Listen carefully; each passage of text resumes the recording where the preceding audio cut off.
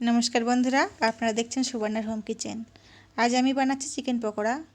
তো আমি কিভাবে চিকেন পকোড়া বানাই আপনারা দেখতে থাকুন। প্রথমে গরম জলের মধ্যে লবণ আর হলুদ দিয়ে চিকেনগুলোকে সেদ্ধ করতে দিয়ে দিলাম।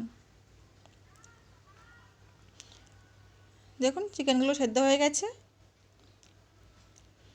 এবার চিকেনগুলোকে অন্য একটা পাত্রে আমি নিয়ে নিলাম। তার মধ্যে আদা রসুন বাটা দিলাম, हल्दी पाउडार, लंका पाउडार, धनिया पाउडार, जीरा पाउडार, लवण और अल्प एकटू सया सस दिए भालोभाबे मेखे निलाम।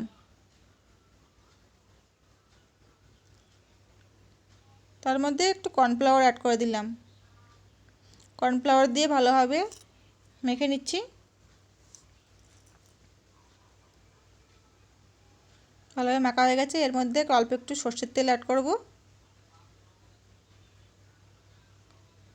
সরষের তেল দিয়ে ভালোভাবে মেখে নিচ্ছি। এর মধ্যে আর একটু কাসুরি মেথি দিলাম। এই কাসুরি মেথিটা দেওয়ার ফলে সুন্দর একটা স্মেল আসবে।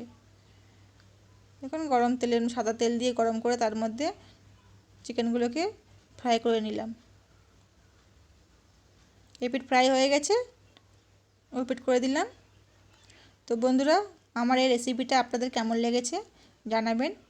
আমার চ্যানেলটাকে সাবস্ক্রাইব করে দেবেন, ভালো লাগলে একটা লাইক করে দেবেন।